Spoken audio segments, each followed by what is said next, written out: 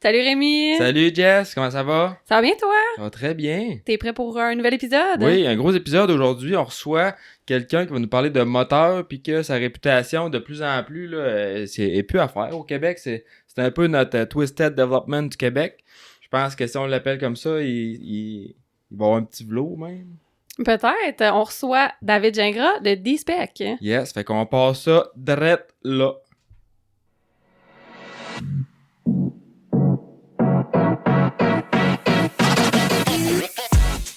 Bonjour et bienvenue sur le Motocoach Podcast, le balado qui traite de l'actualité du motocross et des sports motorisés au Québec.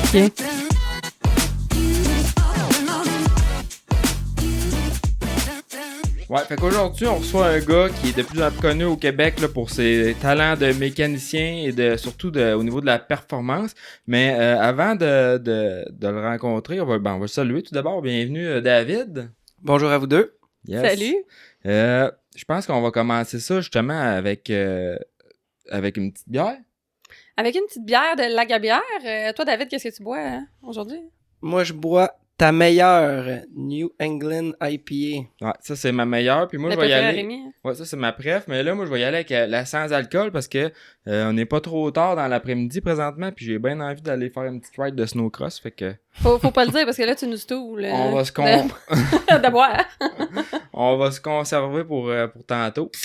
Fait que sans plus tarder, on débouche ça. Moi, j'avais déjà commencé.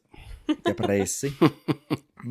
Bon, fait que gros merci à la Gabiard d'être notre fournisseur de breuvage officiel du podcast. On est bien chanceux de les avoir avec nous autres. Et puis, ils ont même une petite brasserie, je pense, à Saint-Jean-sur-Richelieu. Yes!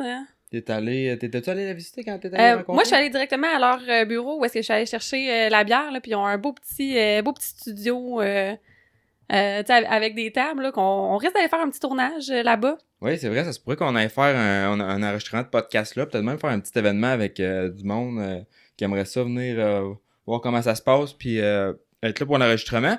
Et puis sinon, ben on a D-Spec Performance, qui est justement notre David qui est là, qui nous supporte. Pensez à face de nous autres. Hein? Qui supporte le podcast. Il était invité avant sa contribution, donc ils sont pas directement reliés, mais c'est officiel que nous autres sur le podcast, ben tu sais, on se veut un média qui informe les gens puis qui aide le monde, puis c'est tous les commanditaires qu'on a sur notre podcast, c'est du monde en qui on croit, puis qu'on supporte leurs produits à l'avance.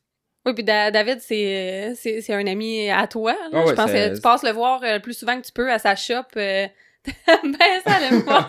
Ah, c'est vrai que je passais assez souvent, là, surtout quand dans mes années de représentant, là, je passais souvent dans ce coin-là, fait que j'allais souvent faire mon tour. Donc, merci à D-Spec, merci à Cobra Moto Québec et merci à balancebike.ca. Oui, avec le concours, donc on va parler un petit peu plus tard. Donc, David, parle-nous de toi. Bonjour, David. Donc, nous autres, David, là, on voudrait savoir un peu, tu sais, nous autres, on te connaît, c'est bien beau, mais bien du monde qui te connaissent pas, mais qui ont peut-être déjà entendu parler de D-Spec. Du monde qui ont des motos qui vont pas vite. Là. qui ont des motos qui vont pas à leur goût, mais souvent, peut-être le monde a entendu parler de D-Spec, mais de David, c'est qui, David? Ben, David, c'est un gars de 34 ans. Je demeure sur la Rive-Sud de Montréal depuis pas mal toute ma vie. J'ai commencé dans l'industrie de la moto en 2006, comme un simple commis aux pièces chez Sport Colette. Sport Colette. T'étais-tu là dans les années à Jess ou?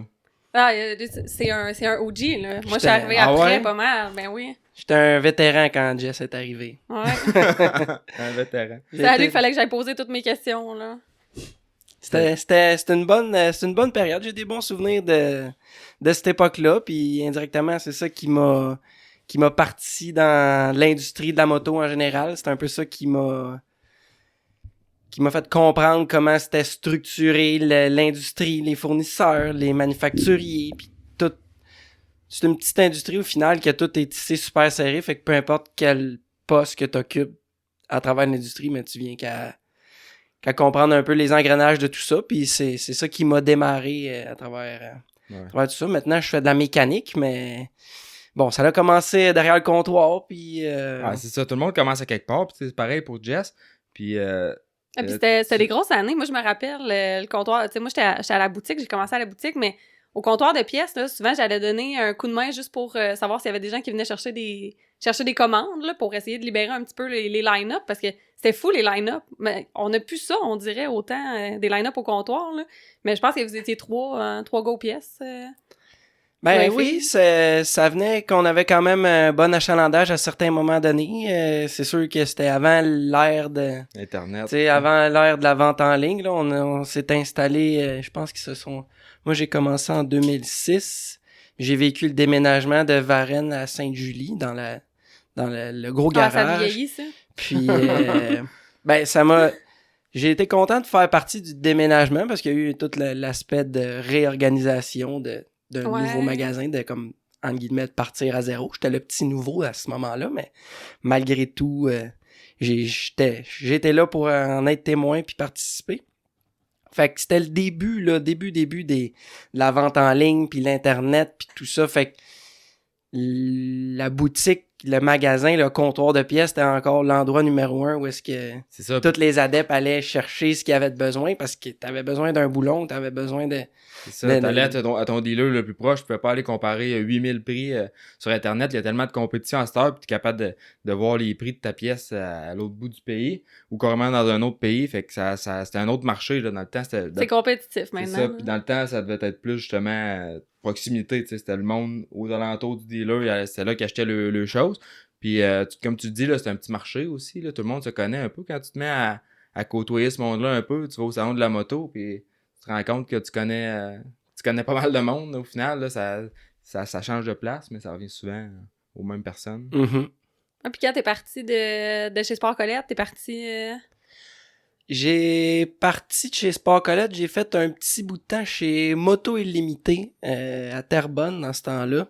Malgré que je restais sur la Rive-Sud. C'est ça, à Terrebonne, c'est bon. J'avais une certaine aisance dans l'environnement dans lequel j'étais, mais je me disais c'est peut-être juste parce que c'était cet environnement-là puis j'étais à l'aise dedans. Fait que ça m'a permis de me remettre à l'épreuve avec différentes personnes, de jauger mes connaissances avec d'autres gars qui avaient d'autres expériences. La Rive-Nord, à ce moment-là, je pense qu'il y avait un beaucoup plus gros roulement de motoneige, side-by-side, beaucoup de choses qu'on vendait au comptoir. Il y avait plus d'achalandage là-bas, fait que c'était différent pour moi de voir une autre dynamique là-bas, puis de me mettre à l'épreuve un petit peu dans un autre environnement.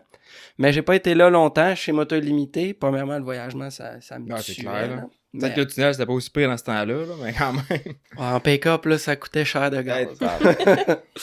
Fait qu'après ça, ben, j'ai eu une occasion que ça m'a pas mal parti dans ma, disons, carrière d'entrepreneur parce que j'ai eu Yann Julien, qui est le fondateur d'Obsession Moto, qui était un ancien collègue à moi chez Sport Colette, Yann, c'est un gars un petit peu plus vieux que moi, là, il est peut-être 10-15 ans plus vieux que moi. Fait que c'était déjà un mécanicien d'expérience, là, déjà quand on était chez Colette, c'était pas mal lui le top dog, puis le gars de référence pour les autres mécaniciens, puis lui, ben, il a parti sa propre entreprise Obsession Moto, puis j'allais le voir de temps en temps, j'achetais un peu de pièces, je demandais des conseils, des coups de main, puis à un moment donné, ben... Obsession Moto, ça marche encore, ça, si je me trompe pas. Ouais, Yann, il roule encore, il fait encore ce qu'il sait faire le mieux, l'entretien, modification de motoroute, que ce soit un cruiser, une motosport, peu importe. Ça, lui, il est plus sur ce qui est motoroute. Puis je pense, je me trompe pas aussi, tu envoies de temps en temps même des clients. Vous échangez un peu de la clientèle. Là. Ben, c'est sûr que si on fast forward un peu, quand j'ai parti ma propre entreprise, j'avais affaire à... Pour survivre, j'ai pris différents contrats de moto plus variés. Mais plus que ça allait, plus que je me spécialisais dans le motocross à moto en route. Fait que Yann, ça a tout le temps été l'endroit où est-ce que je pouvais envoyer des gens sans... Je savais que c'était bien fait. J'ai travaillé avec lui pendant plusieurs années. Puis, ultimement, j'ai pris ma propre route parce que j'avais comme un désir qui brûlait en dedans de moi de continuer de m'améliorer dans la moto en route, le motocross. Puis, il y a juste une façon de devenir meilleur dans quelque chose, surtout en mécanique. Puis, dans tout ce qui est technique, c'est d'en faire le plus possible. Tu sais, si tu sépares ton temps à certains pourcentages dans faire des pneus sur une moto de route, puis l'autre, le reste du temps, ben tu remontes des moteurs de motocross, ben ta progression va être elle va être en conséquence de l'énergie que tu mets dans chaque chose, tandis que en partant des specs, ben c'est là que je me suis consacré à 100%. Je pense que on partage un peu ce trait-là. Là. Tu es un passionné. Qu'est-ce qui te drive vraiment, c'est de faire quelque chose qui t'intéresse. D'aller faire des jobs justement que le domaine t'intéresse moins. Bike de route, tu es plus hors route. Tu rides en motocross aussi. Moins que tu as déjà ridé, je pense. Mais tu as occupé pas mal à cette heure. Mais fait que tu es vraiment un passionné de ça. Là. Fait que ça paraît aussi dans... Ben effectivement que c'est un milieu qui est drivé par uniquement des passionnés, tu sais, c'est ça qui... C'est la raison pourquoi qu'on s'est intéressé à cette job-là à base, puis ultimement, ben, on a le bras pris dans l'engrenage, puis ça devient notre job, puis c'est... Je pense que pour moi, j'ai de la difficulté à envisager faire un métier en dehors de ce milieu-là par rapport à que... J'ai l'impression que ça fait tellement longtemps que je bâtis mes connaissances, puis mon expérience, puis tout ça. Ça, c'est une des facettes, mais aussi juste le fait d'aller faire une job qui me passionnerait pas, ou qui serait, disons, plus routinière, ça... Je suis presque pas capable de me l'imaginer, parce que c'était comme ma première job sérieuse, Sport Colette, puis j'ai été dans le domaine de la moto toute ma vie, tu sais. À travers tout ça, j'ai fait un cours d'usinage. Oui, c'est vrai. Qui, en fait, j'ai dit souvent en farce à mes clients, moi, je suis pas mécano, je suis machiniste. Parce qu'en réalité, j'ai jamais suivi de formation de mécanique. C'est surtout, mon père m'a appris les bases de la mécanique. C'est lui qui m'a montré comment faire un top end la première fois. J'avais 15 ans, il m'a montré comment faire un top end de 4 temps. Il m'a montré plein de choses, puis il me montrait tout le temps juste une fois. Fait que, je le montre, après ça, arrange-toi, tu sais. C'est ça, t'avais d'affaires. Puis l'usinage aussi, c'est les bases de la mécanique. Tant qu'à moi, l'usinage, là, c'est la mesure, les dilatations thermiques, toutes ces choses-là. Tu viens toucher vraiment à tout ce qui est le corps de la mécanique, selon moi. Puis la mécanique, c'est plus une logique qu'un apprentissage. D'un coup, tu comprends un peu, t'as les bases, ben 1 + 1 égale 2. Ouais, t'as raison. Puis je suis content, malgré tout, d'avoir fait la formation d'usinage de A à Z. J'ai fait toute la partie conventionnelle, ça prenait 2 ans, puis j'avais fait le 6 mois de plus, qui était pour l'usinage à commande numérique. Puis il y a beaucoup de pièces de performance qu'on utilise, qui sont des pièces fabriquées par ça. Puis ça m'a donné un peu une vision vraiment cartésienne, logique de toute la fabrication, la conception d'une pièce, pourquoi quelque chose est fait de telle ou telle façon. C'est les étapes. C'est comme le monde ne savent pas des fois, tu sais, quand une pièce en aluminium est rouge, par exemple, est anodisée, ben parce que c'est beau, mais ça vient rajouter un fini sur la pièce aussi, qui est plus durable, qui va pas oxyder. Fait que il y a plein de petits détails comme ça. Là. Ben oui, puis ce que ça m'a appris aussi, après avoir fait ça, ben ce cours-là demandait d'aller faire un stage. Fait que j'ai fait un stage dans un endroit qui était, disons, plus ou moins passionnant. Puis après ça, ben à travers tout ça, j'ai entendu parler d'un autre endroit qui faisait du bel usinage, des beaux projets, tout ça, que j'ai travaillé là un petit bout de temps. Mais c'était dans la fin du temps que je travaillais chez Sport Colette. En fait, non, au milieu du temps que je travaillais chez Sport Colette, puis j'alternais entre mes 2 jobs. Tu sais, je travaillais à la shop d'usinage de 7h le matin à 1h, puis après ça, j'embarquais dans mon char, puis j'en allais faire la fin de la journée chez Colette. On parle de quel âge à peu près dans ce temps-là? Ça fait quoi? Ça fait 10 ans? Ah non, j'avais un petit peu plus. J'avais entre 20 et 21 ans à peu près. OK. Dans... jeune vingtaine. Ouais. Fait que... T'as encore l'air d'un jeune de 20 ans. Ah ouais, je pourrais dire que j'ai 24. Tu pourrais être une croirie. T'as pas trop de cheveux blancs encore. Fait que cette job-là que j'ai eu en arrière de la machine à commande numérique, on faisait des belles pièces puis tout ça, mais en gros, ce que je faisais, c'était setuper une machine, puis après ça, ben, je pesais sur le bouton, puis j'attendais que la machine soit prête. Fait que pendant mon cours d'usinage, on avait eu la chance, on avait des profs qui étaient super nice, puis que si on faisait les projets, disons, académiques, standards, on se dépêchait à faire ça, moi puis un de mes chums dans ce temps-là.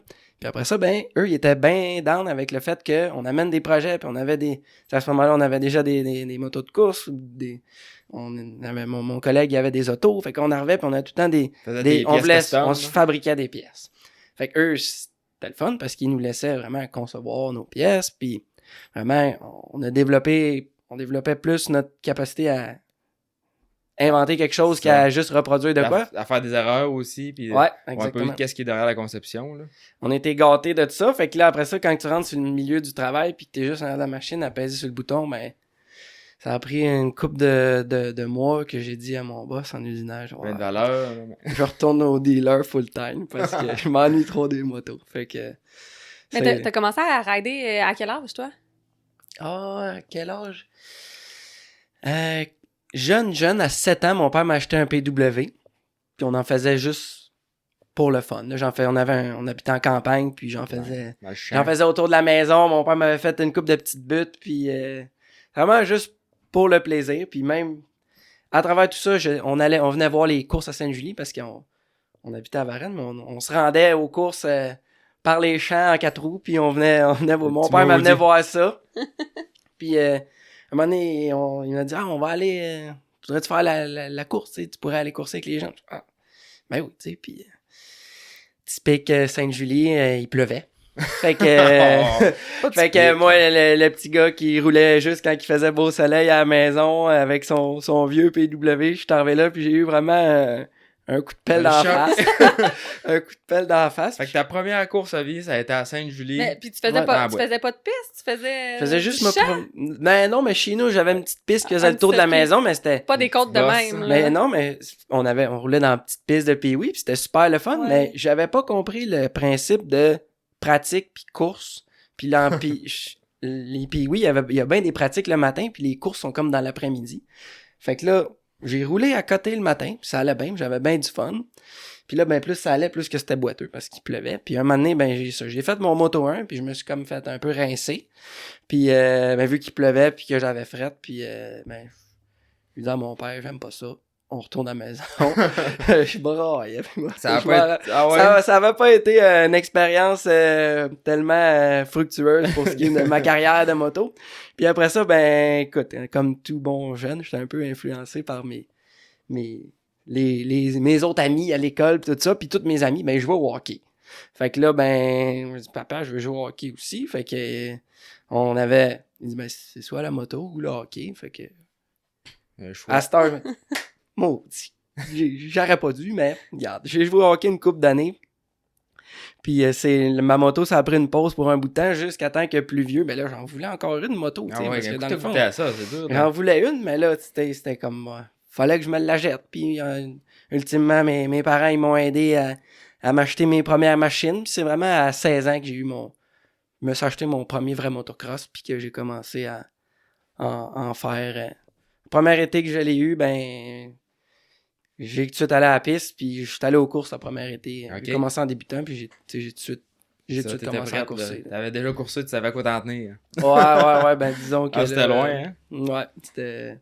Peut-être une bonne affaire que tu t'en rappelais pas trop. Bah, c'est ça. Mais toute bonne expérience, quelque chose à Ah ouais. nous apprendre, puis Peut-être, aujourd'hui, il est trop tard pour regretter. Non, regretter c'est tout ça. ça. No regret. c'est ça. Non. Ah, fait que là, plus tard, t'as même décidé de partir ta propre shop. Hein? Ben ouais, c'est ça. À travers... j'ai eu... C'est drôle maintenant que j'y pense. C'est comme tous des petits cycles d'à peu près 5-6 ans. Tu sais, j'ai fait un 5-6 ans chez Colette. Après ça, j'ai fait un 5-6 ans avec Yann chez Obsession.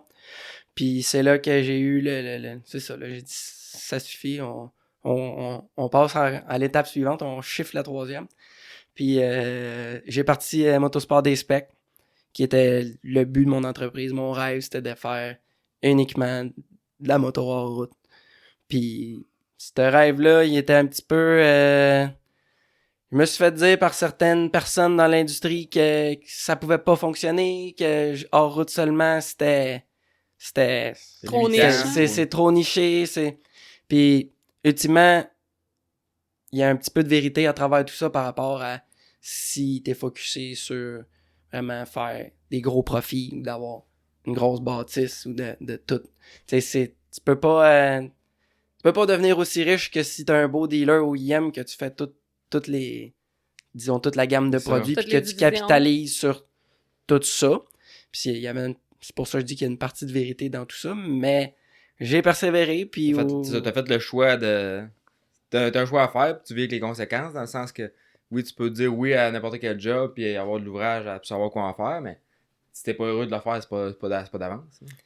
Non, puis la façon que moi je fonctionne, c'est ça va bien quand j'aime ce que je fais. Puis si j'aime pas ce que je fais, ben j'ai de la difficulté à faire un résultat qui est à la hauteur de ce que je suis capable de faire. Puis c'est tout le temps ça que j'ai fait. J'ai tout le temps fait ce que j'aimais. Fait que peut-être c'est à cause de ça que je suis devenu comme ça. Mais au début au début de Dayspec, ben je m'étais donné la limite de faire hors route seulement. Mais tu sais, j'avais de la famille avec des VTT, des motoneiges, des amis motoneiges. Ah ben oui, on les fait parce que... C'est dur de dire non. C'est dur de dire non. Ben, j'ai une hypothèque à payer aussi, puis tout ça. Fait qu'il y a des dépenses, fait que ça prend des revenus. Fait qu'au début, ben, j'ai fait... j'ai fait des VTT 4x4, puis j'ai fait des motoneiges de mon oncle un petit peu. Puis après ça, ben, c'était...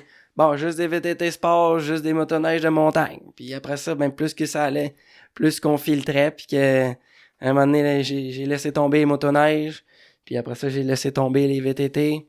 Puis ça a pris à peu près 2 ans de temps de purifier mon... De purifier. Purifier mon... Ta clientèle. ma clientèle, puis ça va avec mes connaissances, puis la tes valeurs. Ben, la quantité de gens qui me connaissent, tu sais, avoir assez de business pour pouvoir travailler 5 jours semaine à faire juste des motocross. Parce qu'ultimement, c'est pas ça qui est il y a le plus grand volume d'entretien qui est demandé là-dessus.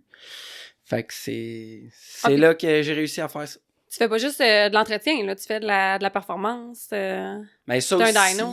Ouais, exactement. Ça aussi, c'est venu toujours comme progressivement que en 2019, j'ai parti en 2018, puis en 2019, j'ai eu l'opportunité, quelqu'un qui m'a proposé de hey, j'arrête d'en faire, moi, Mirko Vachon de MVR Performance, il m'a contacté, il m'a dit j'arrête ça, tu veux t'acheter mon dyno, puis j'en ai passé un peu de temps avec toi, je vais comme te starter là-dedans, puis fait que j'étais sur le coup, je viens de partir ma business, des nouvelles dépenses, mais tu sais, quand tu dis tu te fais offrir ça le soir, puis tu te réveilles le matin, puis tu y penses, ça veut dire que... Tu y penses encore, t'as pas trop dormi, puis plein d'idées qui te popent dans la tête. Fait que c'est un signe, ça m'a toujours passionné. Le tuning, tout ce qui est en lien avec le ratio air-essence, quand j'étais plus jeune, c'était les carburateurs, puis anecdote, j'ai travaillé avec un monsieur très, très spécial là-dedans, c'est monsieur Sylvain Sénécal, décédé aujourd'hui, mais c'était un magicien des carburateurs. Puis ça m'a toujours fasciné de le voir tuner une machine, puis de passer d'une machine qui... puis qu'après ça, il y a un snap, puis ça répond comme faut, puis ça... Puis il y avait la touch. Je trouvais que... Ouais, c'est ça. Sylvain, il était réputé pour être bon dans le jetting en particulier. Puis il venait en campagne près de chez nous, des fois, faire ses tunings de machine. Je le voyais aller, puis j'étais comme, aïe, c'est hot, tu sais, qui est capable de passer. C'est quoi qu'elle allait chercher là-dedans? Il y en a qui sont des magiciens en mécanique, là. C'est surtout qu'après ça, la personne qui a entrepris de faire des modifications, puis que là, quand elle voit le résultat du tuning, puis que là, ces modifications, ils prennent vie, parce que avant le tuning, peu importe ce que tu vas avoir fait, c'est rare que ça va bien fonctionner si tu retunes pas. Puis là, tu vois quelqu'un qui a dépensé qui a investi dans sa machine, puis que là, il revient, puis c'est comme si t'avais débarré le potentiel qu'il avait. Puis là, ben, moi, c'est ça que je voyais que lui, il donnait au monde. Là, il revient, le gars, il revient avec sa machine, puis il a le sourire fendu au soleil. C'est quoi une différence? Là, ça va bien. Fait que ça m'a tout le temps fasciné un peu. Fait que quand j'ai eu l'occasion d'acheter le dyno, tout ça, mais j'étais ça y est. Voilà ma chance. C'est un gros... c'est se lancer dans le vide pas mal, parce que t'as bien beau, t'as le dyno, là. Sauf que faut que tu saches quoi faire avec, puis c'est pas tant intuitif, là, quand t'as jamais touché à ça. Ça prend beaucoup d'essais-erreurs, puis de parler justement avec quelqu'un. Toi, t'avais la chance d'avoir Mirko qui a pu te le montrer aussi, je pense, puis t'enligner, mais c'est pas évident. Non, puis je pense qu'on peut le clarifier pour tout le monde. C'est quoi un dyno? En quelques mots, ouais. On a toute une petite idée, on a toute une image qui nous vient en tête, là, mais dans le fond, c'est quoi que tu fais là-dessus? Ben, un dynamomètre, c'est un banc d'essai de châssis. Autrement dit, on peut attacher la moto complète, pas seulement le moteur, la moto avec la roue. Puis la roue, ben, on vient simuler les conditions qu'on a quand on roule la moto. Fait que ça nous permet de recueillir les données que la moto nous donne au niveau de révolution, ratio air-essence, ainsi que d'autres paramètres que l'ordinateur de la moto nous donne pour venir apporter des changements à la cartographie d'injection ou encore des fois à la carburation pour venir faire fonctionner la moto à son plein potentiel. C'est un outil aussi de comparaison qu'on peut si on achète des pièces de performance, ben on peut les installer directement sur le banc d'essai puis on peut venir voir bon mais cet item-là, ça nous a apporté tel gain. Oups. Si on pensait qu'on avait eu un gain, puis finalement, on a perdu quelque chose. Fait que c'est quelque chose qui vient valider. Puis autrement dit, le vrai mot français, c'est un dynamomètre. Donc, mètre, c'est un outil de mesure. Fait qu'on vient mesurer certains aspects, certains paramètres que la moto nous informe de. Puis après ça, ce qui fait que t'es un bon tuner ou un moins bon, c'est qu'est-ce que tu fais avec ces données-là, comment tu les interprètes, puis la façon que tu les interprètes, tu vas faire les ajustements en conséquence. Ben oui, puis c'est ça qui, comme tu dis Rémi, ça demande de l'essai-erreur, puis ben des tests, puis au début, ben j'ai eu la chance de mon bon ami Gabriel il m'a aidé avec le dyno dès le début, puis il y avait son bike à lui qui me laissait, puis il me laissait un peu faire un peu carte blanche. Il me laissait faire mes tests que j'avais à faire, puis à travers tout ça, ben j'ai appris, puis j'avais mes propres motos à moi aussi, que c'est depuis longtemps pour moi, depuis que je fais de la mécanique, puis même depuis que je fais de la moto. Peut-être pour ça que je suis pas un si bon pilote que ça, c'est parce que je m'intéresse tellement à la machine que j'aime ça l'améliorer, j'aime ça taponner dessus, voir comment chaque changement influence au final quand moi je la conduis. Fait que j'avais au début du dyno, ben j'avais mes motos à moi que je faisais des tests, puis là... Ça a-tu coûté des moteurs, cette histoire-là, ou... Ah, j'ai été chanceux, je n'ai jamais brisé ce dyno. Non, ultimement, ça coûte de quoi? Parce que quand on fait des tests pour nous autres, y a personne d'autre qui paye pour, fait que t'achètes des pièces, puis t'essayes, puis... Non, puis on l'avait déjà fait, moi plutôt ensemble avec mon Yamaha, on avait passé quasiment 9 heures de temps à ta shop sur le dyno à tester exhaust, des fuels différents. Ah, c'est ça, ça t'a permis de choisir avec quelle essence que t'allais rouler, avec quelle huile que t'allais rouler. Ben, c'était surtout l'essence, puis aussi, tu sais, les Yamaha 250, là, 2021, 2022 et moins, une couple d'années, en tout cas, l'airbox, comment il est fait, quand tu vas jouer avec l'entrée d'air, ben, on avait fait gros des tests là-dessus. Puis des fois, on pourrait dire plus t'as d'air, mieux que ça, mais pas nécessairement. Là, on s'était rendu compte que quand on avait trop ouvert la boîte, on venait perdre la performance. Fait que c'est ce genre de choses-là que tu peux pas savoir en devinant, là, que c'est bien dur de savoir, puis qu'en le testant comme ça, ben t'as des réponses. Absolument, puis c'est plus que tu fais de tests, ben ultimement plus que tu fais d'erreurs, puis plus que tu apprends de choses, puis c'est les gains, c'est tellement dur à aller chercher que les apprentissages se font quand tu perds quelque chose, presque. Parce que là, quand tu baisses ton rendement, ben c'est là que, selon moi, je trouve que j'apprends encore plus que quand qu'on gagne quelque chose. Puis c'est là que c'est à partir de là, ben, comme tu dis, on fait nos déductions, puis on base nos tests futurs, puis c'est comme une roue qui tourne, là, tu sais, à chaque chose que tu apprends, tu veux essayer l'autre chose d'après. Ça devient comme quand te craqué, puis au final, une job de 2 heures par journée. Mais aussi, tu m'en allais avec ça, là? Ah, je sais pas dans ta tête. Je m'en rappelle pas. Ça va revenir. Fait que c'est là qu'on en est avec des specs. J'ai passé plusieurs... c'est ça, ça fait plusieurs années depuis 2019 que je me peaufine là-dessus, puis c'est là où est-ce que ça m'a amené. Justement, mon ami Gab qui m'a aidé avec le dyno au début pis tout ça. Mais on lui a monté un bike de flat track. Lui, il dit, ça a l'air le fun, le flat track, on va essayer ça. Puis on lui a monté un beau bike de flat track, puis on est allé faire l'hippodrome de Trois-Rivières. Sa première course de flat track, il a gagné. Fait que c'est le fun d'aller aux courses quand tu gagnes. C'est bon pour l'estime. Puis hey, mon idée m'est revenue. Ce que je voulais dire, on parlait des dynos, là. Mm-hmm. Puis on entend souvent le monde comparer les chiffres de dyno. Fait que là, j'ai mon bike qui sort tant d'HP sur mon dyno. Motocross Action Mag, il dit que le bike sort 40 HP, whatever. Peut-être nous en parler un peu, là, mais c'est vraiment un outil de mesure de comparaison. Mais comparer un dyno avec un autre dyno, c'est un peu c'est pas nécessairement les données fiables.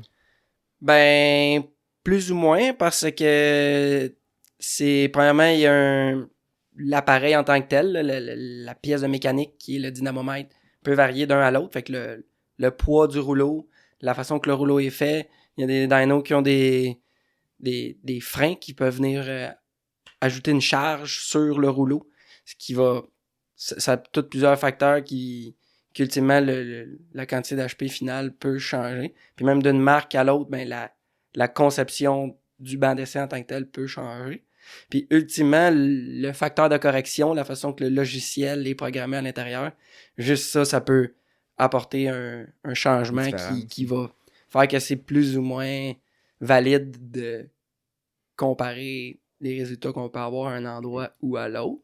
Mais si tu vas avec des pourcentages, si tu te dis, bon, ben, je suis passé de 50 chevaux à 55 chevaux, ben, si j'ai gagné 10% de puissance, ben, c'est quelque chose qui devrait se représenter sur différents bancs d'essai. Fait qu'au pourcentage, tout ça. Tu viens déjà là d'être un peu plus juste, mais de dire, oh, mon bike fait 50 HP sur tel dyno, ça veut pas dire que tu vas l'embarquer sur l'autre, il va faire 45, tu sais. Absolument. Fait que, sinon, si on parle un peu justement de ton parcours, ça t'a amené à aller à des pistes. T'as été mécanicien pour PRMX. T'as vécu aux États-Unis avec les enfants au travers de ça. Tu veux-tu nous parler un peu comment ça a pris forme, cette aventure-là? Ben, justement, comment ça a pris forme, c'est un peu là où c'était un peu la suite là, de où est-ce qu'on était parti, dans le sens que quand je suis allé aux courses aux courses de flat track avec mon chum Gab, ben là, on a gagné la première course. Fait que là, il a dit, on va aller faire la deuxième. Fait que là, ben, c'est là que pour moi, c'était une des premières fois que j'étais pas sur la piste. Tu sais, normalement, j'allais aux courses, j'étais sur la piste. Puis là, c'était la première fois que j'allais aux courses. J'étais ni un spectateur, ni un coureur. J'étais le mécano. Puis j'ai eu plus de plaisir que je pensais sur le côté de la piste, de dire, hey, je peux avoir... tu sais, tu en guillemets, tu vis à travers ton rider, là. C'est pas tout le temps ça, mais dans le sens que t'as de l'adrénaline aussi en tant que mécano, puis t'as une petite pression sur toi aussi, puis fait que c'est là que j'ai eu mes premières expériences de course, puis j'ai bien aimé ça. Fait que comme ça, on est allé aux courses pendant un petit bout de temps. On a fait la série Flat Track Canada ensemble, c'était là. Puis après ça, l'hiver d'après, ben on a encore sur la glace courir ensemble, tout ça.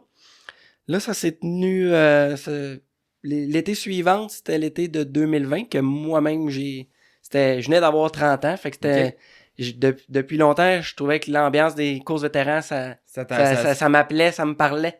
C'est vrai que c'est un autre vibe. Moi, je viens d'avoir 30 ans, là, puis l'année prochaine, là, je vais pouvoir 2024, là, ouais. 2024, là, les vêtements là, vont être là sur la gate. Fait que j'ai bien hâte de voir la différence. Le monde dit que c'est un peu plus relax. Puis tout, des fois, on dirait pas tant, mais... ils sont autant compétitifs, en tout cas. Des fois, il y en a... Il y a la compétition partout. Puis il y a du monde aussi. Puis ça, je trouve que c'est une belle chose. Là. Les classes vétérans en course, là, c'est des grosses classes. C'est des grosses classes, puis... les vêtements, c'est eux autres qui... c'est des gates pleines. Moi, j'ai fait le femme plus 25, puis on était avec plusieurs classes de vêt hommes, puis par bout, on pouvait être 55 sur la gate. La gate prend 40 pilotes.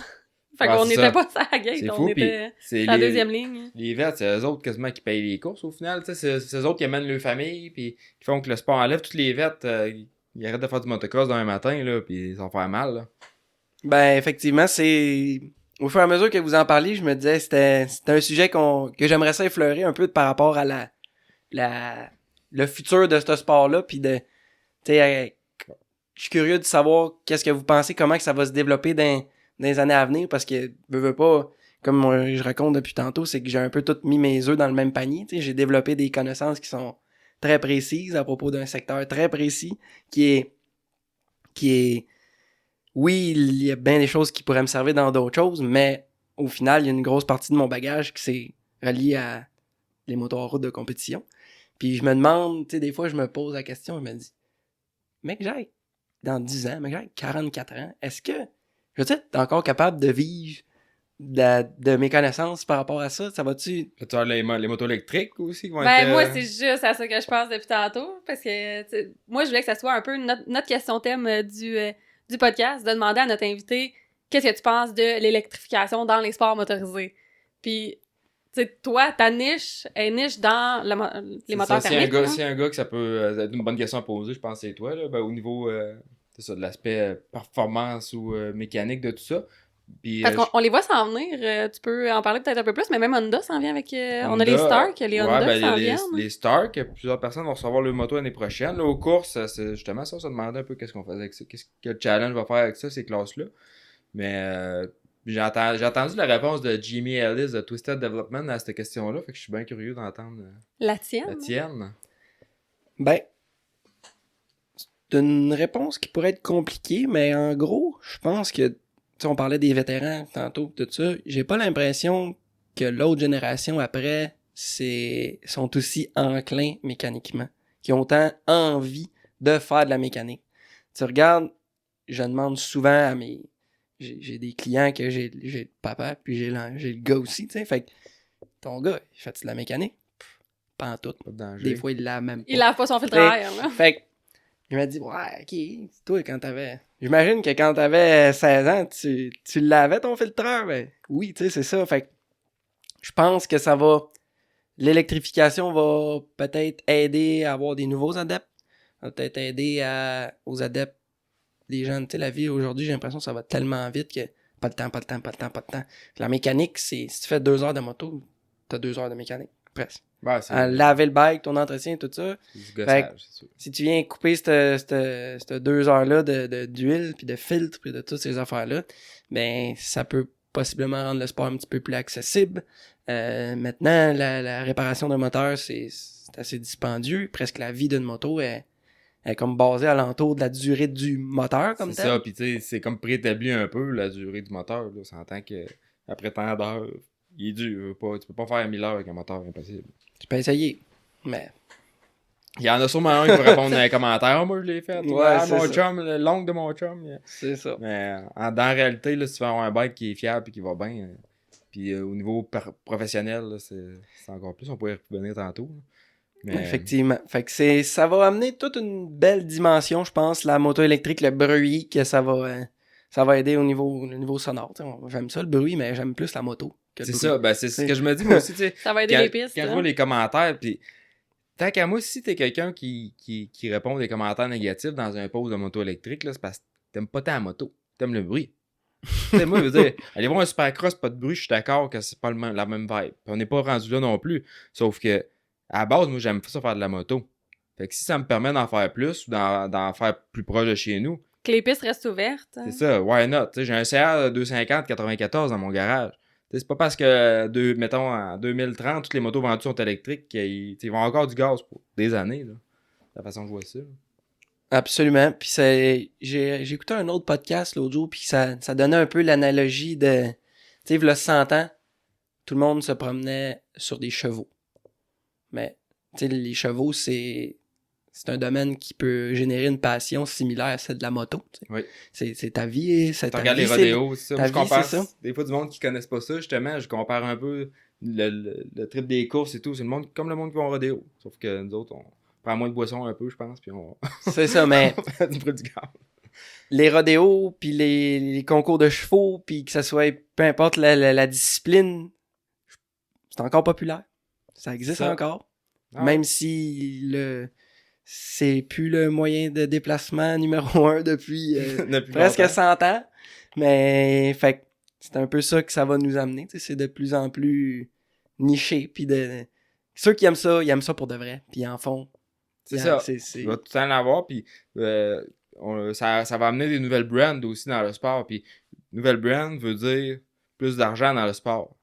Fait que c'est comme Ducati qui s'en vient avec un bike, Triumph qui ont embarqué, les autres c'est le moteur là, à gaz, mais qui vont être aux courses dans les prochaines années. Ben, il y en a qui chialent, ça ressemble à une copie de KTM, whatever. Mais Chris, c'est un nouveau joueur dans le sport, c'est des nouveaux riders qui sont payés par une nouvelle compagnie. C'est de l'argent injecté dans le sport. Fait que tu peux pas être contre ça, là, de la façon que je vois ça. Ben, c'est un peu ça. Peut-être que notre position dans l'industrie nous permet de comprendre que un OEM de plus, mais ça veut dire... Veux pas, si ces compagnies-là ils investissent des millions de dollars pour créer un nouveau modèle, c'est ils ont fait leurs études de marché, puis ils savent que le sport est assez en santé pour dire hey, on fait une nouvelle marque, puis on saute dans ce sport-là parce que, pour X raisons, mais selon moi, c'est un signe que le sport est pas sur le déclin. C'est pas une décision malgré tout. impulsive. Là. D'après moi, c'est Triumph, Ducati, ils prennent pas ils sont pas assis sur le bord de la table avec une napkin puis ils ont dessiné un On a décidé de motocross. faire un là. motocross. Fait que ça, c'est sûr. Fait que c'est quoi ça fait un mécanicien d'équipe, hein? Ah, ça fait... Ça l'occupe beaucoup de rôles, dépendamment de l'équipe. C'est ça, mon goût pour les courses, je l'ai mis un peu sur la glace l'année 2020 que j'ai choisi d'aller aux courses moi-même, puis tout ça. Puis, bref, c'est l'été de 2022. J'ai rencontré Julien de Pardilla PRMX qui m'a... il y avait une pièce à vendre, il y avait des clamps Luxon à vendre qui fitaient sur à ce moment-là, mon Husqvarna FC250. Puis je l'ai contacté, puis on s'est rejoint dans un parking sur le bord de la 20 pour que j'aille acheter ces beaux clamps-là, puis j'avais vu qu'il cherchait un mécano. Genre, comme ça, tu cherches des mécanos? Ben oui, lui, il était dans son pick-up, puis il s'en allait à l'Arena Cross de Rivière-du-Loup. Il me dit, qu'est-ce que tu fais en fin de semaine? Il dit, oh, attends un peu, là. J'avais déjà des implications, justement. C'était le week-end de la course à Sainte-Julie. Ouais, Que- Fallait pas manquer ça. Que j'avais eu mon kiosque, je faisais essayer des boîtes essais, électroniques, ouais. tout ça. Fait que là, j'étais comme, ouais, j'aimerais bien ça venir, mais là, j'ai D'autres déjà engagements. d'autres engagements. Fait que on a échangé des téléphones, puis ouais, on a fini par s'entendre, puis encore une fois, c'était un peu toujours en lien avec pourquoi j'ai acheté Dyno, pourquoi que j'ai parti ma shop juste de moto en route. Je voulais voir jusqu'où je suis capable d'aller. C'est ça. Plutôt quand t'as eu cette idée-là, tu voyais pas seulement une job pour l'été, là, tu pensais déjà plus loin, là, puis les impacts que ça va avoir, puis perfectionner dans qu'est-ce qui te passionne, justement, à long terme. Ben, exactement. C'est là que je voyais ça comme une... Tu sais, j'aime toujours aimé ça, travailler avec des bons riders, tu sais, des gars qui sont à l'écoute de leur moto, tu sais, puis même, c'est pas toujours en lien avec ton temps auto, tu sais, comme même toi, Rémi, t'es un gars qui porte beaucoup d'attention sur son bike, qui est vraiment comme à l'écoute du feedback, puis t'as un peu une partie de ta passion qui est là-dedans, Ouais, tu je sais, puis pense. j'ai travaillé avec ben des gars comme ça, puis j'ai toujours aimé justement avoir du feedback, puis travailler avec des gens que ce que moi je faisais de bon pour eux, ben eux ils pouvaient me redonner ça comme en matière de validation de si ce que je fais c'est bien ou ça marche ou pas, tu sais. Fait que puis même Alexandre Rocher, avec lui on travaillait sur son bike, puis avec lui c'était tout le temps du feedback, puis comme tu sais je suis prête quasiment à travailler pour pas grand chose avec le monde que je connais de même parce ils m'apprennent, j'apprends des choses, tu sais, puis c'est ça te pour donne moi. des opportunités de travailler sur des bikes, là, puis... Exactement, de parfaire mes connaissances, mais là, c'est ça, il y a une limite à ce que je suis capable de travailler pour pas grand-chose pour vouloir apprendre. Fait que là, ben, j'avais l'occasion de travailler avec une équipe professionnelle avec laquelle j'allais avoir des bons pilotes sur une base régulière autour de moi, puis j'allais être beaucoup autour de la piste. Ça, c'est quelque chose qui m'a toujours un peu manqué. Tu sais, je suis comme un gars dans le fond de ma shop, puis C'est je ça. fais mes affaires, mais je manquais un peu de vitamine D là, au soleil dehors, à Sur le vraiment être terrain. sur le terrain, puis tout ça. Puis ça c'est quelque chose que j'ai pu aller chercher. Fait que c'est ça, j'ai travaillé à partir de l'été, c'est ça, de l'été 2022, championnat Triple Crown de Jetworks au Canada, les championnats outdoor canadiens. Première course que je suis allé, on est arrivé au Manitoba, j'ai comme première expérience, on monte le semi, j'étais comme c'est malade là. Ah, c'est On ça. est aux courses puis je suis parti, j'ai trouvé ça bien cool. Ma première fin de semaine, j'avais pas de pilote. J'étais juste là comme Julien m'a amené en observation, il dit tu vas venir voir comment ça marche une fin de semaine de course puis blablabla. Puis lui-même avait déjà vu un peu ce que je faisais avec mon dyno puis mes moteurs puis mes clients puis tout ça. Fait que je pense qu'il savait d'avance que j'étais quand même quelqu'un qui savait où ce qui s'en allait. Puis à ce moment-là, lui, il cherchait un gars qui allait s'occuper de faire ses rebuilds de moteur, en plus de s'occuper d'un pilote. Fait que tout va bien, tu sais, on a notre fin de semaine de course. J'y ai refait un moteur justement dans semi cette fin de semaine-là. On revient à l'aéroport le soir, puis là, il dit « Ah, j'étais en train de parler avec le gars, là, il y a un gars un néo-zélandais, là, il vient d'arriver aux States, puis il est tout seul dans sa vanne, puis il vient de faire 11-16 à High Point au Pro Motocross aux États. » Comme, c'est qui? C'est Josiah Natsuki. On m'a entendu ça. Moi, sinon, là... Non, on l'avait jamais entendu parler, mais il se fait un nom, surtout au Canada, là, puis même un petit cadeau, justement, de David, là, ma belle petite plate Natsuki. Yes. On la met précieusement. Elle est allée vite, s'il te plaît. Elle est allée vite, pas plus vite que moi. Fait que c'est ça, là, la fin de semaine en fait, la semaine même, Josiah, il arrivait ici au Québec, puis il a commencé à rouler avec les bikes à Julien. On est allé tester une journée ensemble dans la semaine, puis la fin de semaine d'après, c'était notre première course à Walton. Puis là, ben moi, ma première vraie expérience de mécano de pro, puis de toute la kit, là. La petite chemise, puis petite ceinture, puis tout. Tout le kit. Fait que là, on pratique, qualif, Colin, ça va bien, il va vite. Premier moto, il gagne. Tabac. Encore une fois, là, comme ma première course avec Gab, on gagne la première course, la première course pro motocross. Le timing Fait que c'est dur de pas aimer ça quand tu gagnes, tu sais. Non, c'est ça. Fait que t'as comme rentré dans un bon timing là, avec Natsuki. Ouais, j'étais chanceux, tu sais, c'est pas... Comprenez-moi bien, là, il a pas gagné parce que c'était moi son mécano, là. J'ai gagné ma première course parce que j'étais matché avec un bon pilote comme lui. Puis, fait que c'est ça, cette journée-là, c'était un format Triple Crown aux courses. Fait que c'était 3 motos, on a fait 1-4, puis on a gagné l'overall de la journée. Fait que c'était comme... Je capote, tu sais... On va se le dire, on aime ça aller aux courses, mais gagner, ça rajoute comme un petit peu de crémage sur le gâteau. Fait que... première victoire pour Julien. Fait que, tu sais, c'était des beaux moments, là, tu sais. C'était le fun. Fait que là, veux pas, là, tu sais, je dis souvent l'expression se mettre le bras dans l'engrenage, là, mais là, j'avais le bras dans l'engrenage jusqu'au coude, là. J'étais accroché, tu sais. Fait qu'on a fait toute la saison outdoor canadienne. On a eu plusieurs victoires, tu sais, des hauts, des bas, comme toute bonne course, plusieurs victoires. Puis au final, ben, on s'est fait remarquer, ça a bien été, puis on est parti sur une première saison positive, puis ultimement, Julien voulait surtout, lui, son focus, c'est le AMA Supercross, qui est l'hiver aux États. Fait que lui, c'était surtout, je pense, une façon de me tester, moi, pour voir qu'est-ce que je donnais ici, puis après ça, ben, si ça faisait son affaire de m'amener... Puis, tu sais, je pense que toi, t'as un bon timing de tomber avec Natsuki, mais je pense que Julien, il a un bon timing aussi avec toi. Hein. Ben oui, au début, tu sais, lui, il m'a donné ma chance, puis, tu sais, je vais toujours être content d'avoir eu cette opportunité-là de sa part, puis moi, j'avais aucune expérience en course, puis oui, j'étais un bon mécano quand je suis tranquille dans ma shop, mais c'est d'autres conditions, c'est d'autres circonstances, t'es pas...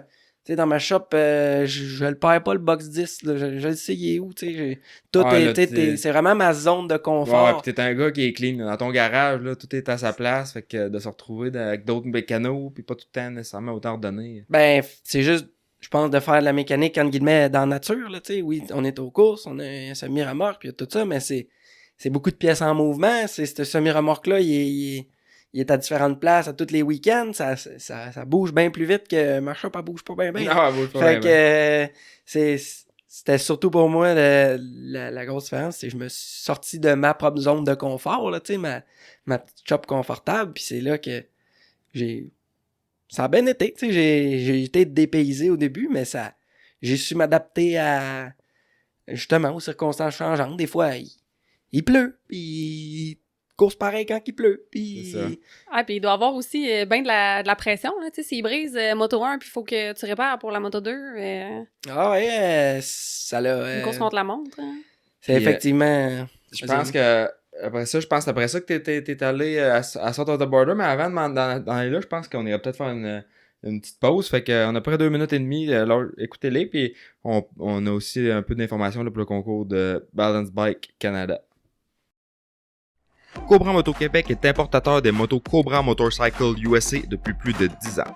Les motos Cobra sont fabriquées aux États-Unis et conçues dans l'unique but de rouler à l'avant. De plus, Cobra Moto Québec possède un grand inventaire de pièces d'origine prêts pour la livraison et des revendeurs pour assurer un service partout au Québec. Que vous soyez prêt pour la prochaine étape avec le CX50 Junior ou à la recherche de l'arme ultime en 65cc avec le CX65, CMQ a ce qu'il vous faut. Cobra Moto Québec peut aussi répondre à tous vos besoins en pièces de moto, motoneige et VTT de toutes marques avec nos différents fournisseurs. Avec l'addition de la ligne Silver Turbo, CMQ vous offre maintenant une solution pour vos besoins de programmation, échappement, kit turbo pour motoneige, côte à côte, moto custom et plus encore. Cobra Moto Québec, c'est tout pour les jeunes talents et leurs parents. De plus, mentionnez cette promo et recevez 20% sur votre prochaine commande. Que vous soyez à la recherche de la plus belle piste de motocross au Québec ou d'un guide qualifié pour votre expédition de motoneige, motocoach.ca, c'est la référence. C'est la plateforme pour trouver la perle rare qui amènera votre pilotage au prochain niveau ou encore un circuit à visiter la prochaine saison. Coach, guide, circuit, événements, motocoach.ca, c'est tout ça et c'est aussi une section blog pour répondre à toutes vos questions et faire la revue des nouvelles technologies. C'est en plus un balado animé par des passionnés et créé dans le but de vous informer et de rendre les sports motorisés plus accessibles que jamais. Tu trouves que ton bike tire pas assez? D-Spec Motorsport est la réponse pour vos besoins de performance en route. Pour une reconstruction complète, des ajouts de performance ou de la personnalisation, ils ont ce qu'il faut pour mener votre projet à terme. D-Spec vous donne accès au niveau de performance des pilotes Factory avec des services tels que la programmation de CU et l'analyse de données. Spécialisé dans le motocross, l'enduro et le snowbike, David est le mieux placé pour vous conseiller dans l'achat de pièces et accessoires de performance. D-Spec Motorsport, la passion au service de vos intérêts. Pendant longtemps, l'initiation au motocross et au vélo pour les enfants, c'était rock'n'roll. On embarque sur le bike et on se croise les doigts que ça va bien aller. Maintenant, la popularité grandissante des vélos d'équilibre permet aux jeunes de se familiariser avec le deux roues. Ça leur permet une transition en douceur vers les stasics puis les motocross. Balancebike.ca, c'est le spécialiste incontesté du domaine qui vous offre les solutions adaptées à l'âge de vos enfants. Avec les traditionnels Striders et les modèles électriques offerts par Stasic allant de 12 à 20 pouces, vos jeunes pourront progresser sans bruit, sans déranger les voisins. Balancebike.ca, c'est une entreprise du Québec qui offre le transport sans frais sur tout achat de vélo partout au Canada. En collaboration avec le Motocoach Podcast, Balancebike.ca vous offre également la chance cette saison de gagner un Stasic 16 pouces d'une valeur de 1400 $. Écoutez le balado et suivez les instructions dans la description. C'est ça, fait que le succès qu'on a eu pendant l'été, ça nous a amené à vouloir continuer ça. Donc, moi, je viens comme en package deal, là. Je viens avec une famille, tu sais. J'ai maintenant 2 enfants. À cette époque-là, j'avais juste ma petite fille. Et puis, ben, c'est ça, je suis pas prêt à me séparer de ma famille. J'aime ça, mais... Limite. C'est ça. Faut en mettre, sans ça. Fait que, on a le 27 décembre, on a vraiment, dans le vrai sens du terme, pacté petit. Puis on est descendu en Caroline du Sud, South of the Border Motocross. C'était un gros mot parce que toi, ici, t'avais ta shop qui roulait, t'avais ton condo, t'étais pas tant installé pour t'en aller pendant 3-4 mois. Là. Ah, selon moi, c'était une opportunité qu'il fallait que ça allait pas revenir une autre fois. Puis comme j'avais fait certains sacrifices dans l'été d'avant pour pouvoir faire que ça ait lieu, ben je trouvais que ça faisait pas de sens si j'étais pas encore rendu assez loin dans le processus pour me dire que je voulais arrêter. C'est ça, puis le monde qui dit qu'il est chanceux de travailler pour une équipe, là, ben on fait sa chance puis ça en est la preuve. Hein.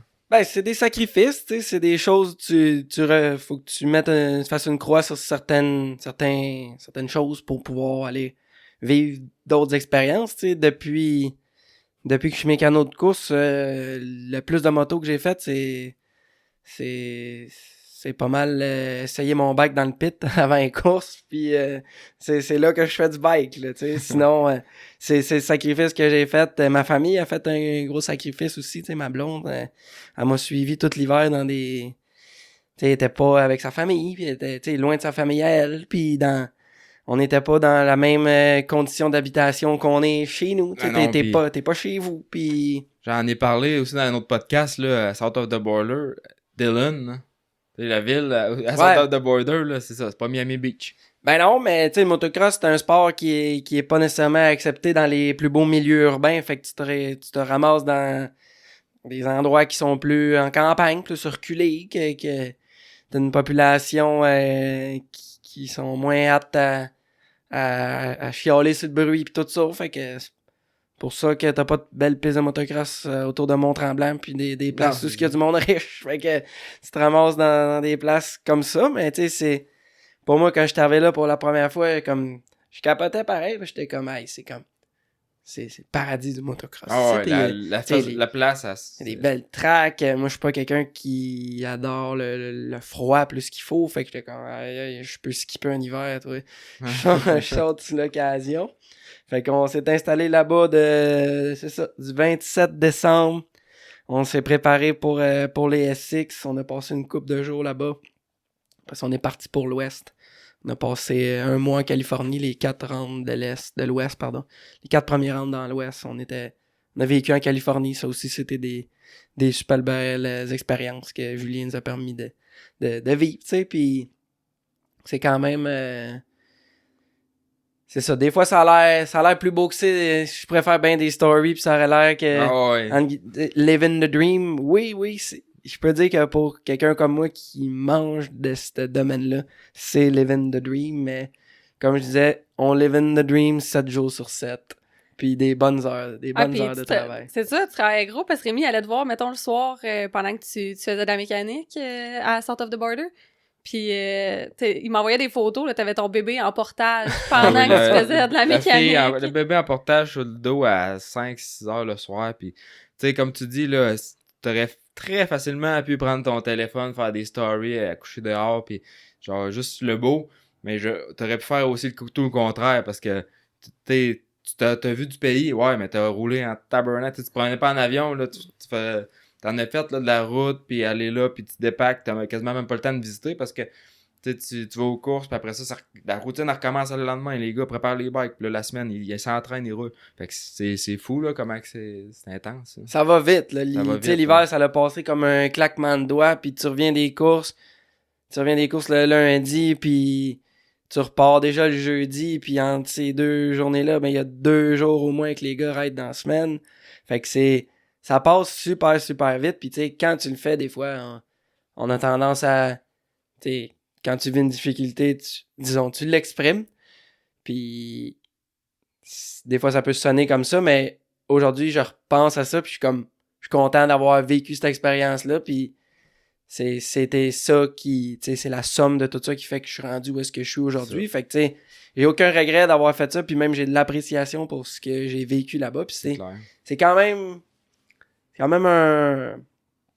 un bon c'est ça, un bon test ça aussi là, tu sais, t'arrives puis dans le fond moi les pages que je suis abonné sur Instagram, mais là, t'es là. Mon Instagram c'était comme en réalité là, tu sais, c'était tu vois toutes les mécanos, tu sais, moi je suis pas juste les riders là, je suis les mécanos aussi, fait que tu sais tu dis hey ça c'est un tel, c'est le mécano à Barsha ou hey regarde c'est Tomac là-bas au track walk ci pis ça, mais là t'es rendu, tu sais, t'es à la même place qu'eux, là, tu sais, pis si tu t'en vas sur pour... le même terrain, c'est ça, t'es à la même place au même temps, fait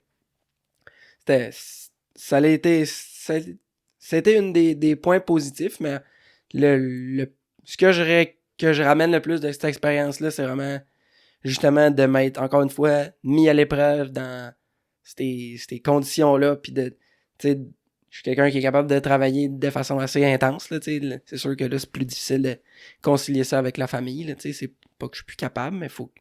J'ai pas fait une famille pour les voir juste en FaceTime. C'est un bon test à la famille aussi, justement, parce que ta blonde, elle a fait le move avec toi, avec ta fille, elle était pas vieille. Là, fait que, tu sais, c'était un vrai test de couple aussi, là. Ah, et si on n'était pas fait pour aller plus loin ensemble, je peux te dire que je pense que quand on serait revenu au printemps, on remarque que ça aurait été difficile parce qu'elle était déjà enceinte de mon 2e enfant, fait que c'est plus ou moins c'est le meilleur moment de se séparer, mais non, ça nous a fait vivre des choses difficiles. C'est elle l'a pas eu facile parce que moi je vivais ma passion pendant qu'elle elle était dans la chambre à être maman au foyer. Puis, regarde, je la comprends, là, moi, je voudrais pas être 100% père au foyer, puis elle, ça faisait pas full son affaire d'être mère au foyer, puis avec raison. Puis elle, ben, c'est le sacrifice qu'elle a fait pour que moi, je puisse faire ça, fait que j'en suis malgré tout bien reconnaissant aujourd'hui, tu sais. Ah, salut. Bonjour Audrey. Bonjour Audrey. Elle voyait le long shot, là, comme... Elle était, je peux dire que des fois, elle espérait qu'il y ait un long shot parce que, tu sais, c'est ça, c'est pas super stimulant pour elle d'être là-bas à attendre que moi, je vive ma passion. Puis je la comprends mieux. Mais au final, ça c'est... On a passé à travers des 17 rounds, puis c'est sûr, quand on est arrivé à la fin, moi, j'étais comme... J'ai pris un petit respire, puis on redécollait pas longtemps après. C'est ça. Puis qu'est-ce qu'on fait, là, tu sais, t'es revenu... Parce que ça, les Supercross, c'était fini, fait que ça revenait... T'es retourné à ta shop au Québec? Ouais, je suis revenu... en fait, je suis revenu vivre au Québec après New York. Après New York, j'ai conduit j'avais tout amené avec moi jusqu'à New York avec mon camion, ma remorque. Puis après la grosse round de boîte à MetLife, j'ai jamais été content de pas faire un main event, mais ce soir-là, j'ai vu du positif dans le fait de ne pas faire le main event. Ah, ça, c'était un shit show. Hein, j'ai vu les 3 gars de 450, ils ont fait le main, puis quand je les ai vus être obligés de cleaner le mess après, là, eux autres, ils ont runché jusqu'au lundi matin, je pense. Ah, c'est pas de nettoyer ça, puis après ça, faut que tu te démanges. Tu repactes, puis pacter la rig à plus. Pacter à toute plein de boîtes. Fait que c'est ça, quand t'arrives, en tant que fan, quand t'arrives là, tu vois tous les beaux camions propres, puis tout, tu réalises pas qu'à chaque semaine, il est tout sale, puis qu'il faut le relaver, puis que tout ça, ça se fait remballer, ressortir. C'est une image, hein, tu sais, ils vendent une image. Mais c'est ça, puis c'est le fun de voir tout l'ouvrage qu'il y a en arrière de ça, puis encore plus pour une équipe tu sais, qui est plus en expansion comme PRMX, qui t'essaies de maximiser tes ressources le plus possible, puis t'as pas autant de staff que Factory KTM, là, puis faut vraiment que tu comprennes quand tu marches dans le pit. C'est pour ça que ceux qui suivent le sport, ils ont une appréciation pour les privateers, ces équipes-là, parce qu'ils savent tout l'ouvrage que ces gars-là, ils font dans la semaine pour être là. Puis ils font toutes les mêmes rounds, puis ils font toutes les mêmes affaires, mais des fois avec moins de moyens. Ça, ils prennent le même risque pour beaucoup moins de retours, puis beaucoup plus de travail que, mettons, un Lawrence ou un... Exact. Fait que c'était ça. On est revenu... moi, je suis revenu... Après New York, je suis revenu au Québec, puis j'ai fait les 3 derniers rounds. On est allé... c'est ça, c'était Nashville, Denver, Salt Lake. Je les ai fait à partir du Québec, parce que là, le printemps s'en venait. J'avais quand même mon entreprise qui roulait ici, là, les clients... Toujours un certain souci de mes clients fidèles. Fait que là, eux autres, la saison de course s'en vient. On veut préparer des bikes. On voulait faire ça. Fait que là, je suis revenu ici pour continuer mon progrès avec ma si on revient un peu au Supercross, justement, puis à ton expérience aux États, ça serait quoi ton meilleur puis ton pire moment que t'as vécu dans cette trip-là? Je peux commencer par le pire. On s'en souvient souvent un peu. Ouais, non, le meilleur m'est venu en tête avant, mais je vais commencer par le pire.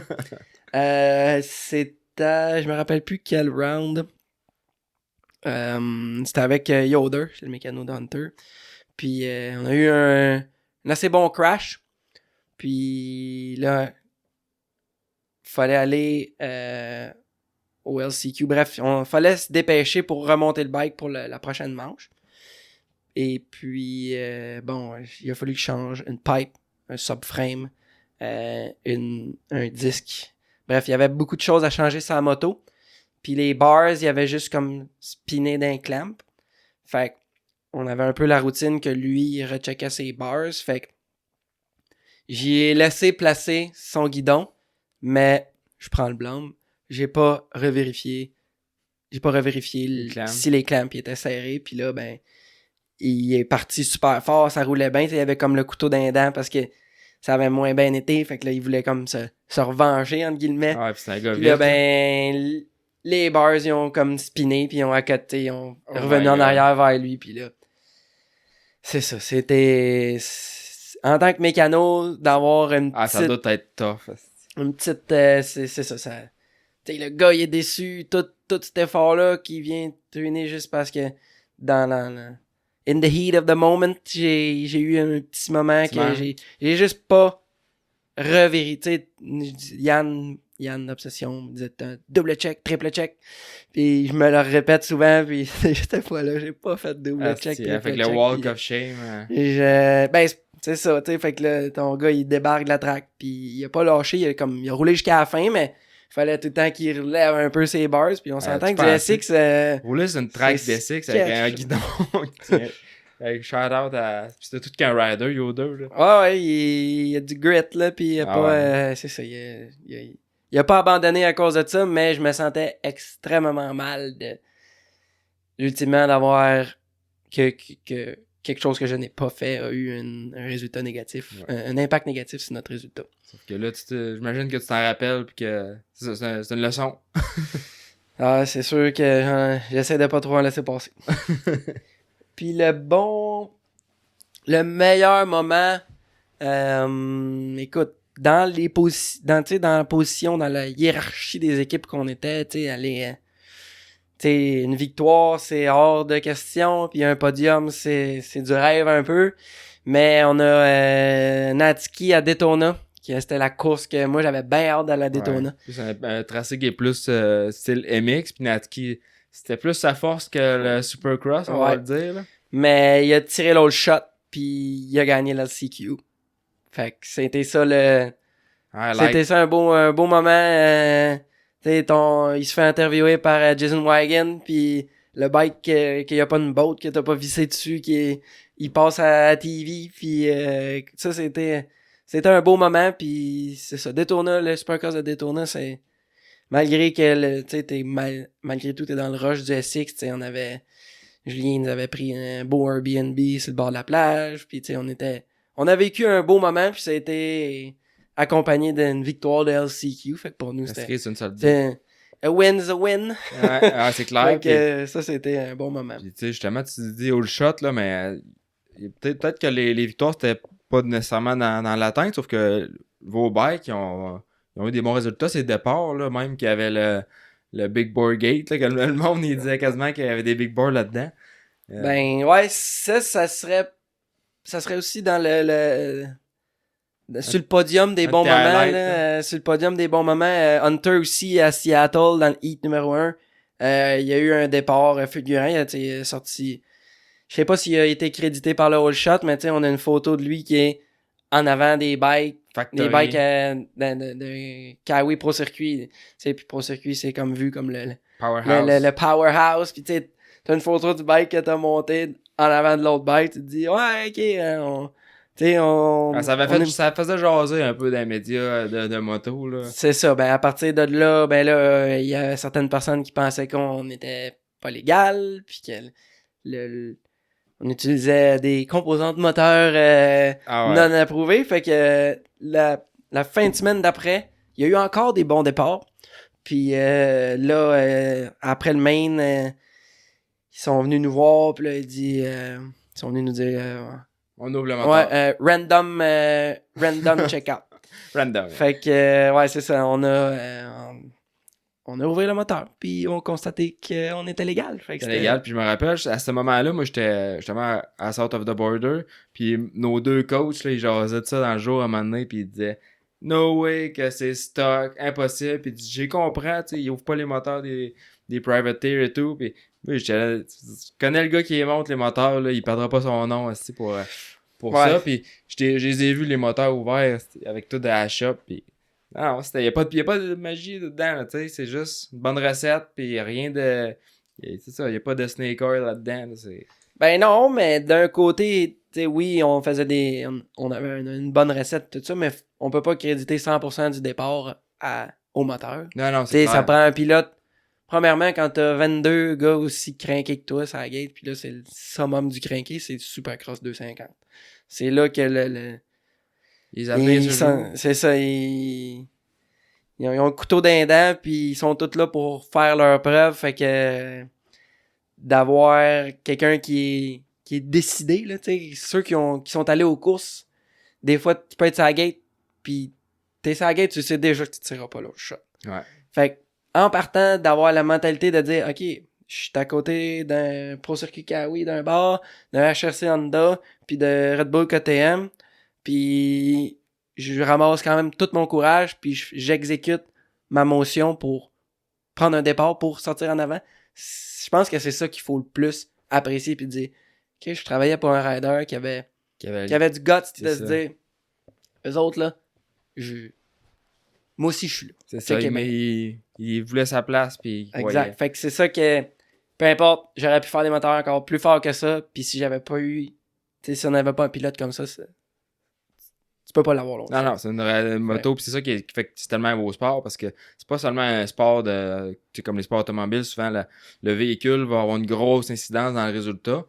En moto, c'est le contraire, là, c'est vraiment, ça prend le rider, oui le véhicule, une grosse partie, mais si t'as le rider sur le bike, il est pas ce qu'il faut, oublie ça. Ah, puis quand t'es mécano, c'est rendu quasiment un sport d'équipe, là. T'espères d'être bien teamé avec un bon pilote avec qui ça match, puis qui est capable de t'aider à... Tu sais, qu'est-ce qu'il voudrait sur le bicycle, puis... tu sais, vous faites une équipe quand même, là.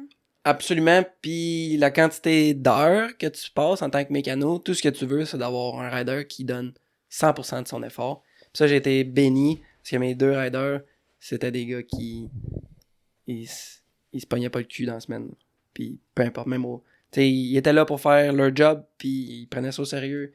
Puis j'ai été chanceux, c'est ça. J'ai eu de la gratitude pour avoir des pilotes qui travaillaient aussi fort que je travaillais, puis c'est ça. Ça, c'est un autre des points positifs, là. Puis si on ferait le podium, là, des bons moments, c'est quand la 17e round, le dernier main event se finit, puis qu'on a fini...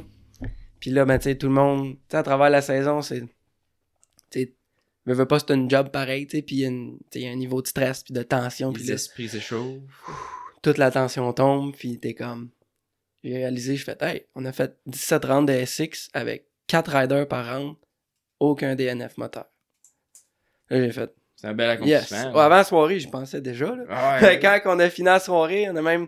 Simonson, il a fait 9e en 450, tu sais, c'était comme ça, j'ai dit, pas de t'sais, en tant que mécano, tu peux pas faire que le rider gagne, mais tu peux faire qu'il perd. Tu peux faire tu pousses son bike sur le bord de la track. C'est ça, puis d'avoir aucun DNF, là, c'est tout à ton honneur. Ça monte, ça monte, je pense que ça prouve quelque chose, justement. Puis si on fait fast-forward un peu, là, t'es revenu de là, après ça, là, l'été. Comment ça fonctionne, là, quelqu'un, justement, il aimerait ça, avoir tes services, son bike, il a acheté un bike neuf ou même un bike used, puis il veut le faire tuner. Ben, première étape, je pense que moi, je suis quelqu'un qui aime ça parler avec la personne, que ce soit en personne ou au téléphone. Et j'aime ça parler, saisir la personne, voir c'est quoi ses objectifs, voir des fois c'est quoi le budget qu'on a. C'est ça, ultimement, c'est beaucoup l'objectif, c'est quoi qu'on cherche à faire pour être capable d'adapter les travaux à faire aux besoins de la personne, parce que peut-être à mon désavantage, je suis pas tellement un bon vendeur. Puis j'essaie tout le temps de faire maximiser ce qu'on a. Fait que je suis pas quelqu'un qui va vendre du superflu pour rien, juste pour faire 20$, 100$. Fait que j'aime ça parler avec la personne pour vraiment analyser le besoin, puis après ça, si je suis chanceux puis que c'est un modèle que je connais bien, ben j'ai déjà une recette dans ma tête, j'ai fait ça marche super bien. Puis quand je le sais pas, ben je l'ai pas fait encore, mais je l'ai pas fait encore, mais je suis quand même quelqu'un qui est à l'affût de ce qu'il y a à faire dans mon domaine. Fait que je vais me renseigner, je vais faire mes devoirs pour venir développer une solution ou une recette pour la personne qui va fitter avec ses besoins puis ses objectifs au final. Fait que c'est ça, le téléphone, le courriel, plus ou moins Messenger et compagnie, là, quelqu'un qui est sérieux, qui veut me rejoindre, ça me fait plaisir de prendre 10, 15, 20 minutes au téléphone, une demi-heure s'il faut pour qu'on parle de...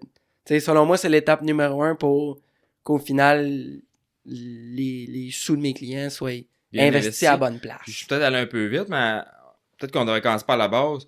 Des specs Motorsport, c'est quoi tes services concrètement, si tu mets ça un peu, c'est écrit ça en quelques lignes, là, c'est quoi des services que tu offres pour quelle clientèle aussi? Ben, on est parti du début tantôt, puis on parlait de la mécanique, tout ça, puis plus que ça va, ben plus que c'est... Je fais de la préparation de moto, c'est-à-dire que tu as un bike stock que tu veux faire, tu veux courser en motocross, tu veux courser en enduro, tu veux te monter le snowbike de tes rêves, ben on part de cette plateforme-là qui est ta moto. Si c'est un snowbike, la chenille qu'elle a choisie. Tu fais gros du flat track aussi? Ouais, je fais du flat track. Puis on part de là, puis j'aime ça bâtir des packages complets, travailler avec mon client pour dire, OK, on va utiliser ça. Puis on bâtit une moto qui va être compétitive ou qui va rendre la personne heureuse. Fait que ça, c'est une de mes forces, c'est de bâtir un package complet. Après ça, j'offre le tuning des CU, le développement de performance qu'on va faire à l'aide du dynamomètre. Puis maintenant, j'ai même des appareils d'acquisition de données qu'on vient installer sur la moto, qu'on fait carrément, on va transformer le circuit en un dyno vivant, entre guillemets. Donc, c'est quelque chose qui s'adapte bien à des conditions d'enduro. Même motocross, on fait du data logging pour venir valider ce qu'on a fait. Fait que le tuning, c'est un autre des aspects importants de mon entreprise. C'est en fait mon focus à l'avenir. En fait, c'est le tuning, la programmation des boîtes d'injection et tout ce qui s'y rapporte parce que c'est en lien étroit avec le système d'échappement, le système d'intake, le package moteur, l'essence aussi. L'essence, très important. Et puis, ultimement, au final, le produit fini, ben ça se passe sur le châssis avec les expériences que j'ai acquis de venir fine-tuner le châssis, que ça soit le wheelbase, là, comme la longueur du derrière, l'ajustement de tout ça, pour venir faire une moto qu'au final, chaque élément est important. Puis ça, le châssis, justement, puis même l'ordinateur, je pense que c'est sous-estimé l'impact que ça peut avoir sur le comportement d'une moto, puis même au niveau du feeling de suspension puis de châssis. Puis on parle d'ajustement de châssis, là, mais je suis certain qu'il y a bien du monde qui nous écoute, puis c'est quoi un ajustement de châssis, tu sais, puis c'est pas vrai qu'en perçant un trou d'un sport moteur ou whatever, ça va changer le feeling du bike, mais peut-être pas tout le monde va sentir, mais oui, ça peut faire une grosse différence, là, tuner le châssis, puis quand que les manufacturiers, ils designent des motos, tout est pris en compte, l'épaisseur du frame, la swing arm, la forme qu'il y a, la grosseur des axes de roue, le type de matériel utilisé, une pine de roue en titanium va pas avoir le même feeling qu'une pine de roue en acier. Fait que c'est fou, là, dans tous les petits détails que tu peux aller, là. Mais sinon, ECU, toi, quelqu'un, mettons, là, il y a 1000 piastres à dépenser, devrait acheter un ECU ou une pipe? Ben, sans aucun équivoque, l'ECU, c'est la pièce numéro 1 qu'on peut venir passer de l'énergie, passer de l'argent dedans. Parce que, selon moi, chaque modification devrait passer par là, sans compter tous les avantages que ça peut nous amener d'avoir cet outil-là, parce que c'est pas juste une pièce, c'est un outil qui peut venir, tu sais, ça a un niveau d'ajustement qui est tellement avancé que, selon moi, c'est l'étape numéro 1 de la performance. C'est qu'on parle d'ECU, Jess, ECU, ça te sonne familier ou? Ça me sonne familier parce que t'en parles souvent, mais on peut en parler un peu plus pour tout le monde à la maison, puis pour moi aussi. C'est quoi un ECU? C'est quoi un ECU? Ben, c'est ultimement, c'est le cerveau du moteur. Autrement dit, c'est ça qui reçoit toutes les informations des différents sensors, l'ouverture de ton throttle, le RPM, la température de l'eau. Bref, tous les sensors de ta moto, ils sont reliés à ton ECU. Puis grâce à ça, ben, un ECU, c'est un petit ordinateur qui va calculer comme je dis tout le temps, la petite goutte de gaz puis la petite étincelle qu'il faut qu'elle fasse pour que ta moto performe au meilleur de ses performances, mais aussi au meilleur de ses performances adaptées à ton utilisation, parce qu'on n'aurait pas la même philosophie qu'on tune un bike de flat track ou si on tune un bike de... Quand on parle de CU, je pense qu'on serait capable d'en parler pendant 4 heures, là, moi, plutôt ensemble. Mm-hmm. Parce qu'il y a tellement à couvrir, puis toutes les bikes d'origine ont un ECU, évidemment, ça vient avec un ECU. De plus en plus, comme Yamaha avec le Power Tuner app, tu es capable de venir jouer dans les paramètres, changer la courbe du moteur, fait que tu vas avoir de quoi qui est plus agressif, plus de frein moteur, moins de frein moteur. Tu es capable de le faire, mais tu n'as pas autant de paramètres que tu vas avoir dans une boîte, par exemple Vortex, Get ou AIM. Ben, c'est ça. C'est sûr que le produit qui est vendu au consommateur, il est vendu comme étant foolproof, c'est-à-dire que tu peux pas, toi, avec ton téléphone, entrer des paramètres qui vont ultimement causer un bris moteur ou même un bug, un manque de la moto qui peut ultimement lié à un accident. Crash, Les c'est ça. Yamaha peuvent pas te vendre quelque chose que tu vas changer toi-même, que tu vas te péter la gueule si tu mets pas les bons chiffres à la bonne place. Fait que, en faisant quelque chose comme ça qui est accessible aux consommateurs, ben ça fait que les paramètres sont, disons, rapetissés pour éviter les risques de blessures, mais ça fait qu'un gars comme moi, il a pas autant de marge de tuning pour aller chercher le maximum avec ça, mais c'est quand même un très bel outil, puis c'est quelque chose qui... Ce qui est bien de ça, c'est que ça vient démontrer à, disons, l'adepte moyen que ça existe, puis qu'il y a des changements qui se font, puis que, hey, j'ai mis telle map dans mon Rise 450, puis ça change vraiment, tu sais. Le bike stock, il est trop fort, j'ai mis le smooth linear power, puis finalement, je l'aime, mon basic.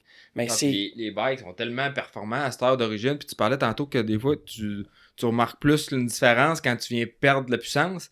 Mais ça, les bikes qui sortent d'usine sont tellement performants, puis ça coche. C'est dur d'avoir une pipe à cette heure aftermarket qui va être meilleure que ta pipe d'origine. Puis, c'est que tu sais... Puis avec les ECU, ça fait une grosse différence. Puis moi, c'est sûr et certain que cet hiver, là, je t'apporte mon bike pour préparer ça. Tous les 450. Moi, en tout cas, avec Honda, moi, je trouve que le bike est un peu trop snappy puis nerveux, si on veut. Mm-hmm. Puis, fait que c'est pour ça, là, moi, je veux avoir une map qui va être plus linéaire, mais tout en gardant de la puissance. Parce que qu'est-ce que tu veux avec un 450? Tu veux du contrôle. Avec un 250, tu vas vouloir avoir le plus de power possible. Sauf qu'avec un 450, c'est vraiment d'aller chercher du throttle control puis la connectivité entre ta poignée à gaz puis ta roue en arrière. La traction, c'est ça. Fait que c'est... Il y a beaucoup à gagner avec ça, puis c'est pour ça que, comme tu dis, les motos d'aujourd'hui sont... C'est des motos qui sont très, très bonnes. Qui sont très, très avancées technologiquement. Performance, c'est plus que ce que la plupart du monde sont capables de gérer.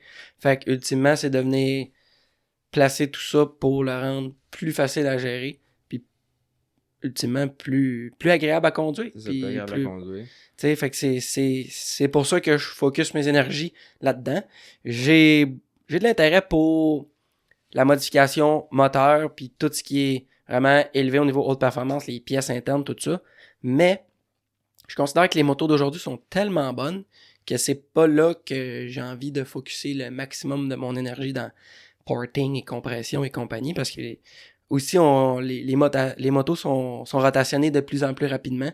Fait que tu sais, de monter des packages moteurs à plusieurs milliers de dollars qui restent dans la moto quand que tu changes ta moto quand il est rendu à 50-60 heures. Ça, on voit moins ça. T'en vois plus autant au niveau local, provincial et compagnie. C'est ça, puis t'es aussi, pis ça c'est qu'un autre monde aussi quand tu te mets à embarquer dans le porting. Puis toi, t'avais quand t'étais avec Pérémique, t'étais allé, je pense, chez Williams. Ouais, on était allé avant la saison, vu que le 2023 KX250, c'était une nouvelle taille de moteur et compagnie, ben on était allé dans le Wisconsin chez ce monsieur-là, Jesse Williams, c'est lui qui fait les têtes de moteur au CNC puis d'autres modifications. Le nom de la compagnie, c'est quoi donc? Williams Motorworks. Williams Motorworks, puis les autres, ils modifient des cams, ils font des porting, un flow bench là-bas. Ouais, c'est ça. On avait fait les tests avec la tête de moteur, puis il était avec son... C'était une des parties, des pièces maîtresses de notre setup moteur. C'était lui qui s'occupait de fabriquer tout ça, puis moi, je faisais l'assemblage de tous les moteurs. Mais c'est ça, tu sais, c'est dorénavant, je crois que c'est des pratiques qui sont reliées, qui sont plus adaptées à l'élite. Quelqu'un qui veut vraiment, entre guillemets, gagner sa vie avec ça, qui va avoir besoin d'un niveau de performance aussi élevé. De tous les petits avantages pour aller chercher à gauche, à droite, sauf que ça chiffre vite là, quand tu te mets à jouer dans la tête de moteur. Là, après ça, piston de compression, là, t'as des cams avec des profils plus hauts, ça te prend des springs en conséquence. Mm-hmm. Là, tout use plus vite. Fait que, au final, t'as un moteur qui est plus dispendieux, qui demande plus d'entretien, puis des gaz aussi, des fois, qui coûtent beaucoup plus cher. Là, ça peut aller à 300$ un gallon, là, si tu vas dans du Pro 6. Puis puis la différence en pourcentage de power que tu vas aller chercher versus un bike stock avec un ECU puis pas du bon gaz, pour la différence de prix, là, c'est dur à justifier pour le commun des mortels. Là. Ben oui, c'est ça. C'est dur de mettre des chiffres et des pourcentages là-dessus par rapport qu'il y a tellement de modèles de moto. Mais je pense que, comme j'expliquais tantôt, la réalité d'aujourd'hui, qui est la rotation rapide des motos et tout ça, ben ça fait en sorte que c'est des investissements qui sont plus ou moins justifiables au niveau amateur puis au niveau plus local. Quelqu'un qui en fait, oui, pour se surpasser lui-même, mais qui, on va dire, qu'il sait qu'il gagnera jamais sa vie avec ça.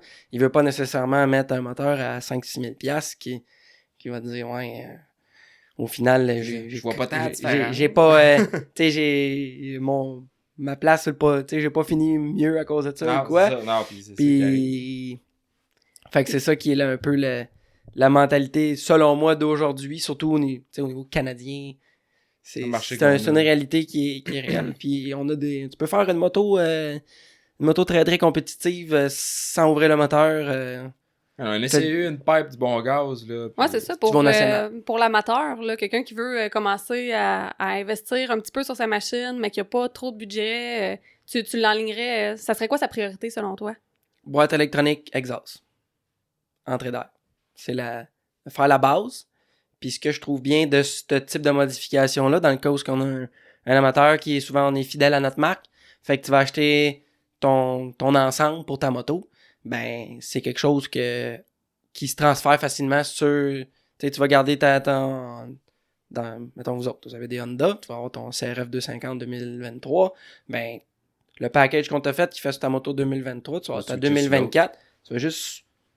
Tu sais, ça prend pas des connaissances mécaniques très poussées pour juste venir transférer ça sur la moto suivante. Quand on a une bonne recette, ben ça fait que c'est quelque chose qu'on a un beau gain pour un investissement, disons, minimal comparé à ce qui est modification moteur. Et puis même les ECU, ça le monde ne le savent pas, là, mais il y a beaucoup d'ECU qui sont compatibles d'une moto à l'autre. Je pense que peut-être Yamaha, là, que le boîtier est un peu différent, mais le connecteur, il fait même. Non, ouais, c'est ça. C'est seulement Yamaha que le boîtier est différent, mais sinon, toutes les autres marques, c'est le même boîtier. T'es capable d'amener ça à David, à sa shop, ou même d'y shipper, là, parce que c'est ça qui a un autre avantage des modifications ECU, c'est que même si tu habites à 6 heures ou à l'autre bout du pays, tu es capable de shipper ta boîte, puis tu as programmé. Exemple que tu achètes une boîte usagée ou neuve, que c'est pas le bon modèle de bike, ou tu changes de modèle de moto, ben il peut juste te reprogrammer pour le bon modèle. Absolument.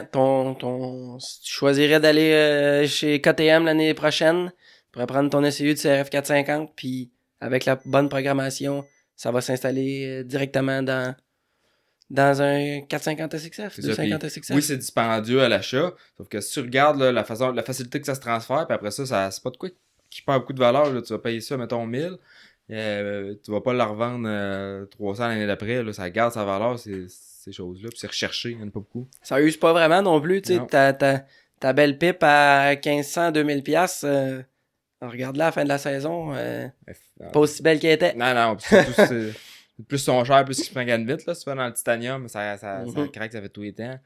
Fait que... Yes, fait que... Puis si... tantôt, tu parlais que t'as pas mal des cycles de 6 ans. On est rendu où, là, dans ton cycle de 6 ans? Parce que si on calcule, là, que j'ai suivi les années un peu, là, pas si bon que ça en maths, là, mais t'arrives à la fin d'un cycle, là. T'avais raison. Ben, Jess, t'es à ton affaire. Ben, c'est ça, là, j'arrive à 2023, des specs fête sa 5e année, là, je entame ma 6e année. Puis, ben, c'est ça, pour 2024, ben, je vais avoir l'occasion pour travailler pour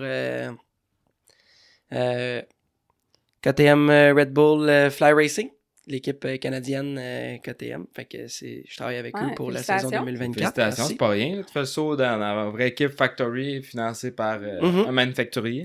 Absolument, je suis super content que mes efforts se soient fait remarquer, puis que j'ai l'occasion de travailler avec un groupe comme ça c'est des villes. Il y a d'autres ressources, ouais. Ben, pas juste ça, c'est du monde qui sont basés alentour de chez nous, puis qui font un circuit de course qui est au Canada, ça a un petit peu, ça considère, ça va un petit peu mieux avec ma vie familiale, puis mes autres réalités.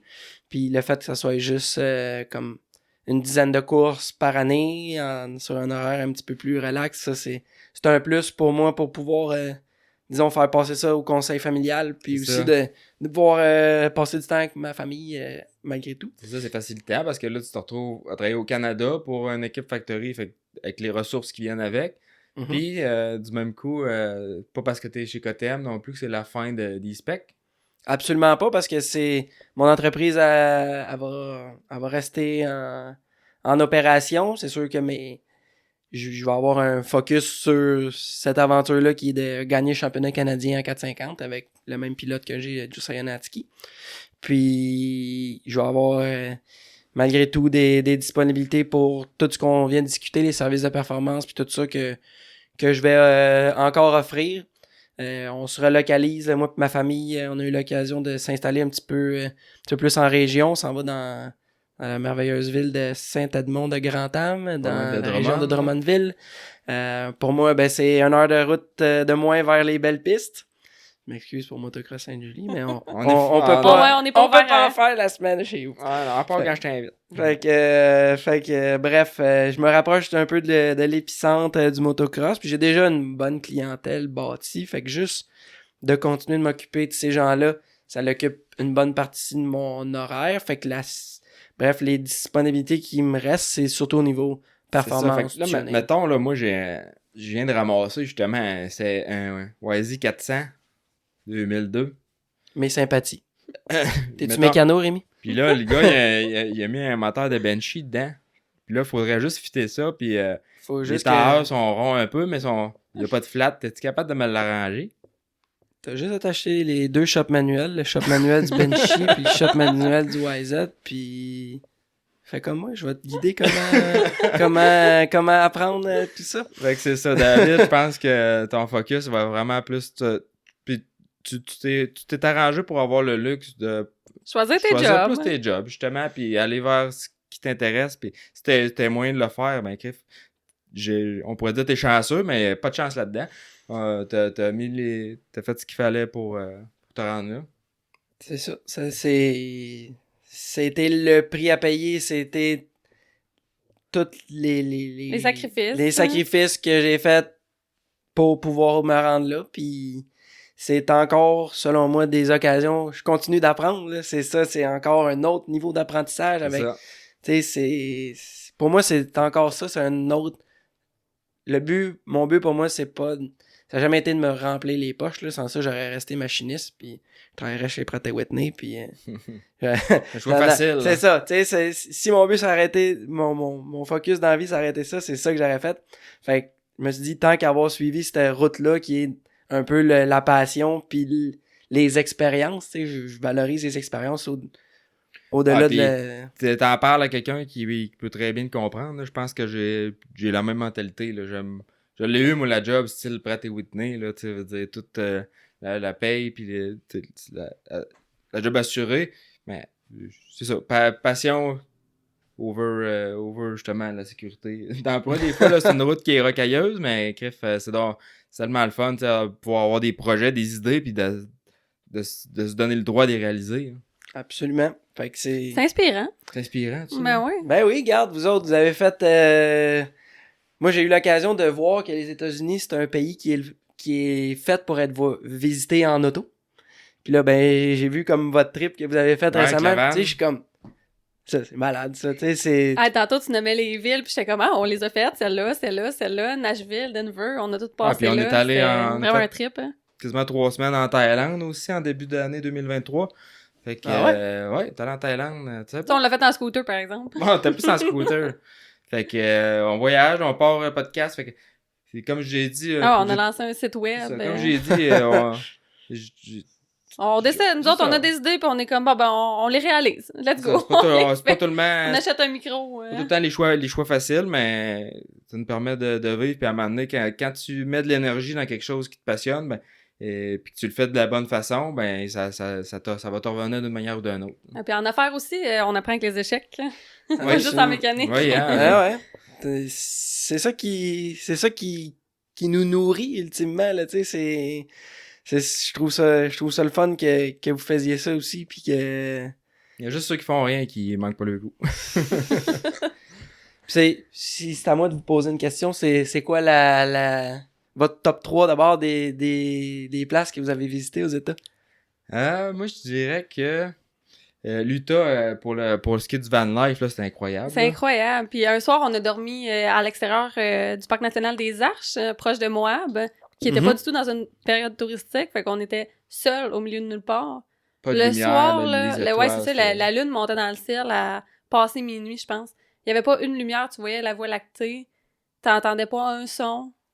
Ouais, On était fait que en ça, période froide, fait qu'il y avait pas trop de serpents à sonnette, non? Non, ça, il n'y avait pas trop. On était J'avais peur vraiment- quand même, là, On mais... était vraiment une bonne saison. Puis ceux qui veulent aller visiter des gros parcs nationaux aux États-Unis, je vous conseille vraiment d'y aller dans le coin de novembre. Tu sais, Ouais, vraiment octobre, mettons, là, parce novembre, qu'on avait novembre, nos ça commence à être trucs, froid. là. Sauf que il y a beaucoup moins de trafic que ce qu'il y en aurait normalement. Sinon, deuxième, je pense qu'on peut s'en attendre pour Las Vegas. Ouais, je pensais aussi que t'allais Las là. Vegas, on avait aucune attente en allant là, tu sais, ça a comme pas tant de Ah, on drôle n'est de pas, réputation. on n'est pas trop du monde de party. On n'est Pas pas de de- ben c'est bon ça, pour faire pas le tant. party, fait que... Mais là, on a vraiment une belle découverte, puis c'est sûr que moi, puis en plus, c'était le CIMA quand on Ouais. est allé, fait qu'on était allé voir ça.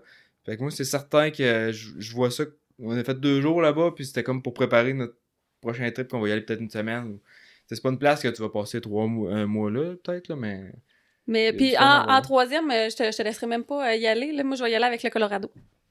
Le Colorado, quand on passait la route entre les montagnes, que t'es dans le creux des montagnes, Ouais, la route du tu sais, Colorado. on passait proche d'Aspen. Moi, j'ai jamais vu rien d'aussi beau que les paysages du Colorado. Sinon, celui-là qu'on a moins trippé, là, sans aucun doute, Los Angeles.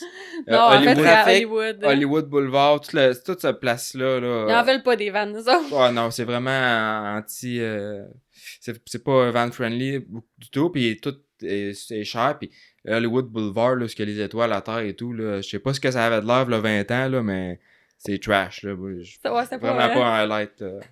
C'est sûr, quand t'as vu des tellement beaux paysages, puis des beaux quartiers avant, Non, puis tellement beaucoup de la barre pauvreté. était tellement hausse. Hein? Ouais, Haute, beaucoup de pauvreté. Après ça, on est allé à Temecula voir dans ce coin-là. Il y a toutes les factories. On est allé chez Seven. On est allé voir la nouvelle shop de KTM. On est allé voir les gars rider. On est allé dans les vignobles. Fait que ça a été un beau... Ouais, quelqu'un qui aurait voulu en faire un voyage de moto, il aurait été capable bien facilement. Là. Moi, j'ai réussi à ce qu'on voit autre chose, puis on fasse un petit peu autre chose. Bon, on avait fait beaucoup de motos l'été. C'est Puis, ça. c'est ça. Sinon, pour te contacter, ben c'est ça, t'en parlais un peu tantôt. Messenger, puis tout, on peut te rejoindre là. Ben, préférablement, téléphone, téléphone ou courriel, c'est les deux plateformes les plus sérieuses pour me rejoindre. C'est ça que c'est plus sérieux. À partir de tous les contacts, informations sont sur mon site web, là, des Ouais. Spec Puis Motosport. on va les mettre en description aussi. On va les du mettre en podcast, description hein. sur l'épisode pour que le monde puisse te rejoindre s'ils ont des questions justement à tuning puis tout. Je suis certain qu'on a plein de questions qu'on n'a pas répondues. Mais on pourra peut-être se refaire une autre petite séance. Ouais, parce que, il me semble, on n'a pas parlé du moto des nations.